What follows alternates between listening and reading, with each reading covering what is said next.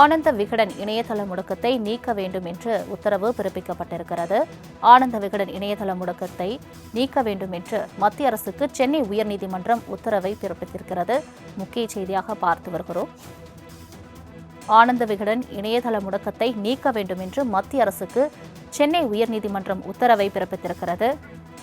இது தொடர்பான மேலும் விவரங்களை தருவதற்காக செய்தியாளர் கிருஷ்ணமூர்த்தி இணைப்பில் இருக்கிறார். கிருஷ்ணமூர்த்தி, வணக்கம். தற்பொழுது ஆனந்த விகடன் இணையதள முடக்கத்தை நீக்க வேண்டும் என்று உயர்நீதிமன்றம் உத்தரவை பிறப்பித்திருக்கிறது. இது தொடர்பான முழு விவரங்கள் என்ன?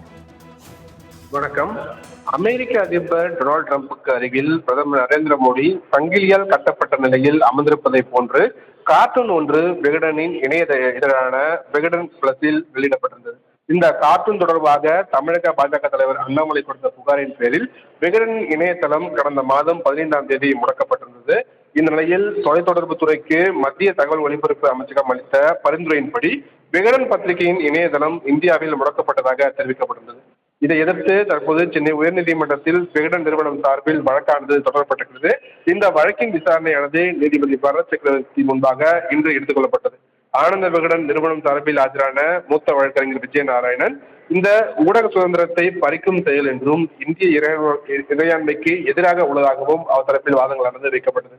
இந்த வழக்கை விசாரித்த நீதிபதி இணையதளம் முடக்கத்தை நீக்குமாறு மத்திய அரசுக்கு உத்தரவிட்டிருக்கிறார். அதே சமயம் சம்பந்தப்பட்ட அந்த கார்ட்டூனை பிளாக் செய்யுமாறு ஆனந்த விகடன் நிறுவனத்திற்கும் நீதிபதி அறிவுறுத்தியிருக்கிறார்.